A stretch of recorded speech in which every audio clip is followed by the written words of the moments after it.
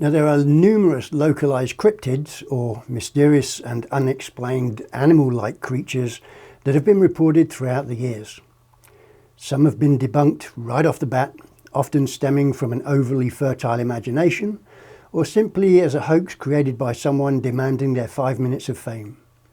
Now, either way we look at it, tales abound from all corners of the globe. Entities such as the swamp-dwelling rougarou of Louisiana, or the woolly forest man or Nantinak of the Kenai Peninsula in Alaska, that infamously drove all citizens away from the once prosperous town of Portlock. Then of course you have the world famous entities such as the Loch Ness Monster in Scotland, as well as the Sasquatch, Yeti, Bigfoot or Abominable Snowman, depending on where you live. And while some of these have garnered public fascination over the years, it seems that there is one and quite terrifying entity that first made an appearance in West Virginia back in the late 1960s, and it's something that continues to amass an almost cult-like following. But before we get into that, I'd like to ask you, if you haven't already, to subscribe to this channel and give a slap on that notifications bell so that you'll be notified as and when new stories of true crime, cold cases, paranormal or unexplained events are updated by yours truly. Now, I'm currently uploading about once a week at the time, but hopefully as the channel gains traction, I'll be increasing that to 2 or possibly even 3 times a week. But now that we've got that out of the way, let's get into today's story, or more, an outline, if you will, about one of North America's most fascinating cryptids. One that seems to have gained a huge following over the years, even though we don't really understand its true intentions, good or bad. Today, we're looking at the legend known as Mothman, here on the Flipside.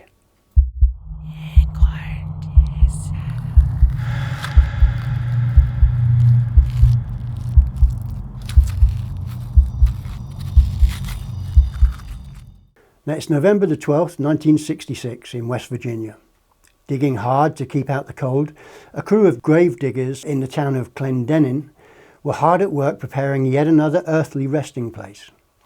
Located just 80 miles from the neighbouring town of Point Pleasant, it's a picturesque part of the country, found at the confluence of the Ohio and Kanawha rivers. Now, it's known for great fishing and inviting forest treks. The town and surrounding hills are both unassuming and sleepy. But all of that was about to change. As the digging crew took a break, their discussions were interrupted by what they claimed to be a tall, winged man that flew over their heads. Initially, it had been spotted by one of the crew perched in a tree as if spying on the workers, and it only took flight once its presence was known. Now, apart from the very noticeable wingspan of between 10 to 15 feet, the one characteristic of the creature that stood out above all was its eyes. They were said to have been blood red and glowing with great intensity.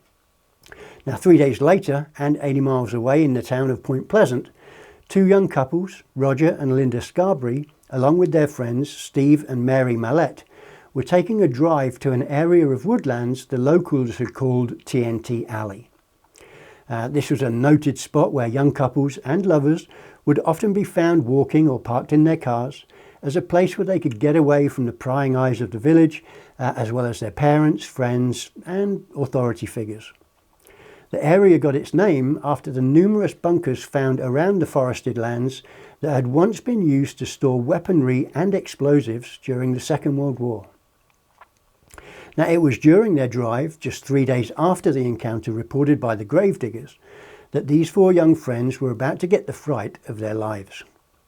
Now, as they drove leisurely along a road that ran parallel to the thick woodlands of TNT Alley, the 4 reported seeing what seemed to be a white-winged human-like creature that stood way taller than the average man.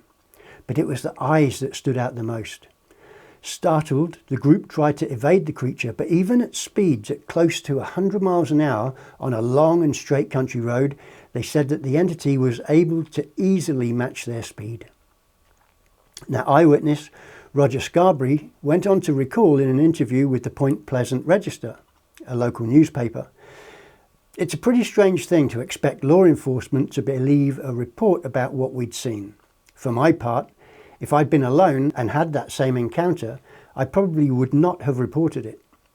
But given that we decided as a group to report the sighting, I was okay with that. And what I saw was a tall creature with the lower physical appearance of a human. It had legs and it was tall. It was like a man with wings. But what struck me most were those red burning eyes. The eyes were wide. They were about 2 inches wide and appeared to be 6 inches apart. So it was like nothing I'd ever seen before. Now his buddy, Steve Millett, who was also in the car, he added in his interview that it wasn't like anything you'd seen in a monster film or on the TV. Nothing like that. Okay, so where did that name come from? The local papers, after these interviews, would have to come up with something inspiring, something that drew the reader's attention. The only reference I can find for that is in Wikipedia, where an entry suggests, due to the popularity of the Batman TV series at the time, the fictional superhero and his rogues gallery were prominently featured and well known by the public. While the villain, named Killer Moth, did not appear in the TV show, the comic book influence of both him and Batman is believed by some to have provided the catalyst for the coinage of the name Mothman in the local newspapers. Now, once these initial sightings had been reported, numerous more sightings poured in. All from around the Point Pleasant area, many people came forward. Most told of a creature that seemed to be half man, half bird, and in all accounts the entity was said to be abnormally tall and possess a wingspan of between 10 to 15 feet. But above all, the one prominent feature of the Mothman was a pair of intense and burning red eyes. Now, one such account came from volunteer firefighters, Captain Paul Yoder and Benjamin Enochs. Now, according to the Gettysburg Times, Yoder and Enochs claimed to have seen a very large bird with large red eyes. Mason County Sheriff George Johnson said at the time that he thought the sightings were simply mistaken identity of a large heron-like bird that he called a shitepoke. Now, at the time, the reports kept flooding in. Local contractor Newell Partridge told Sheriff Johnson that when he aimed a flashlight at a creature in a nearby field, its eyes glowed red, almost like bicycle reflectors was his exact description. He even went on to suggest that the Mothman had eaten his German Shepherd dog, which had subsequently vanished after his reported encounter in the field. Now, many skeptics in the region refuted the sightings, believing instead that the people were actually seeing a sandhill crane that had wandered out of its normal migration route. There were hundreds of eyewitnesses, said Point Pleasant local Jeff Walmsley. Born and raised in the town, Walmsley was only 5 years old when the Mothman was first encountered. Even stranger, and coupled with the Mothman legends, came witness sightings of real-life men in black. Walmsley continued. Mary Heyer was a Point Pleasant-based reporter for the Athens Messenger, and she was visited numerous times by mysterious yet menacing men dressed in black suits. Now, each time she was visited by these entities, they told her to stop reporting information about the Mothman to the public. As to what the Mothman could be, wildlife biologist Robert L. Smith from West Virginia University told reporters that descriptions and sightings all fit the sandhill crane, a large American crane that can grow almost as tall as an average-sized man. This impressive bird also has a 7-foot wingspan with circles of reddish colouring around its eyes. Smith suggested that one of these birds may have wandered out of its traditional migration route and was therefore unrecognised at first, given that it wasn't native to the region. Over the following year, the oddities continued. Reports of UFOs and suspicious men in black began streaming in to the Point Pleasant authorities. While the Mothman sightings continued, there was a growing sentiment that it could be a bad spirit, only appearing when catastrophe was about to strike. And 10 days before Christmas in 1967, tragedy did eventually come to the town. While the Silver Bridge that connected Point Pleasant to Gallipolis in the neighbouring state of Ohio was teeming with rush hour traffic, it inexplicably collapsed. Numerous vehicles, including commercial and private vehicles, were plunged into the icy waters that flowed beneath. In that short moment in time, families were torn apart. Friends, partners, brothers, sisters, Aunts, uncles, fathers and mothers all perished. The old, the young, the healthy and the frail, all victims of this tragic event. Now in total, 67 people were plunged into the frigid waters, but only 23 managed to scramble out, leaving a total of 46 people who lost their lives on that fateful morning. Reportedly, some claimed to have seen the Mothman at the bridge shortly before it collapsed, and believed its presence to serve as a dark omen as to what was about to transpire. Now, some people over the years posed theories that Point Pleasant may even be a portal to an alternate realm. This, coupled with reports of UFOs, poltergeist and bizarre lights in the sky and other unexplained phenomena, was all suggested to be connected to the Silver Bridge tragedy. Given a lack of reasonable answers as to what the Mothman really was, questions about its intentions, good or bad, intensified.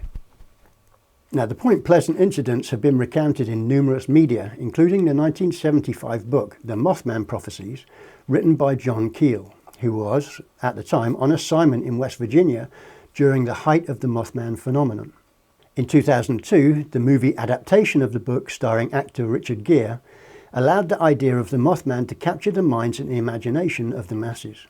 Now, as the story gained notoriety in pop culture, rumours of other times when the entity, whatever it was, appeared prior to tragedy striking began to swirl.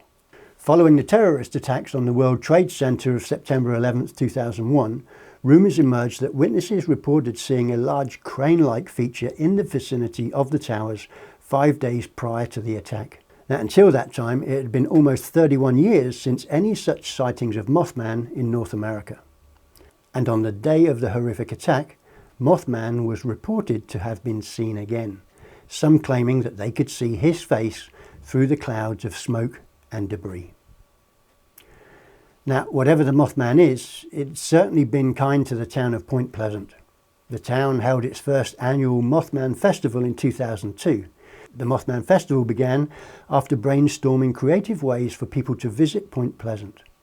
The group organising the event chose the Mothman to be the centre of the festival due to its uniqueness and as a way to celebrate its local legacy in the town. Now, some skeptics point to this tourism model as simply a ruse, suggesting that the Mothman had simply been invented to help the flagging tourism in what they say to be a nondescript and otherwise uneventful town. According to the event organiser, Jeff Walmsley, the average attendance for the Mothman Festival is an estimated 10,000 to 12,000 people a year. This in itself results in sizable income for shopkeepers and hospitality venues of Point Pleasant. A 12-foot tall metallic statue of the creature, created by artist and sculptor Bob Roach, was unveiled in the middle of the town in 2003. The Mothman Museum and Research Centre opened in 2005, and each year the festival is held on the third weekend of every September, hosting guest speakers, vendors, exhibits, pancake eating contests and hayride tours of local notable areas. Now, freakishly enough, another sighting of Mothman was noted on the site of another bridge collapse. At rush hour on August the 1st of 2007, a bridge on Interstate 35 in Minneapolis, Minnesota, gave way at its centre. 13 people died and nearly 145 were injured in the tragedy. Reports trickled in that a Mothman-like figure started appearing near the bridge about a month prior to its collapse. Skeptics once again dismissed the creature as a large heron or crane. Some Mothman believers have since suggested that the Mothman could possibly be a paranormal entity rather than a cryptid. Could its presence have been to warn against impending danger? Or was it present in the more sinister role, as some suggested, to prepare the bridge for its collapse? Now, over the years, sightings of the Mothman entity have remained at a constant. A particular uptick around the Chicago area in recent years, with 2017 being the most active, gives rise to suspicions by Mothman believers that an event could be at hand. Whether this incident will be good or bad is anyone's guess, but there's been a noted rise of sightings around the Chicago O'Hare International Airport. One such encounter by a female employee of the Chicago Aviation Department, who wishes to remain anonymous, recalls her encounter from the evening of April 15th, 2021. Now, I wanted to relate a possible sighting of the Chicago Mothman that I had on April the 15th, 2021, at approximately 9 o'clock in the evening at Chicago O'Hare International Airport. I initially was not going to report this, as I kept it to myself through fear of someone thinking quite simply that I'd lost my marbles and that I'd been seeing things. But that changed, however, when I read the sighting that was posted on Facebook by the gentleman who had who'd seen the Mothman, not even 2 blocks from where I work. Now, I work for the Chicago Department of Aviation at the office located in the main airport grounds. I've worked there for about 9 years, and prior to that, I previously worked at the airport in another capacity. So with all of my time here, almost 14 years, I know the airport pretty much like the back of my hand. And I've heard stories that people tell from time to time about the strange goings-ons that happen here with a surprising frequency. Now, my sighting happened after I stayed on late to catch up with some work, and I left my office at about 9 o'clock. Now, as I walked out of the building into the parking lot, I heard what I thought could only be described as the fluttering of wings. You know, like the kind you hear when a bird's going to take off or land. I dismissed it as just geese, as the airport has literally hundreds of them that hang around doing whatever it is that geese do.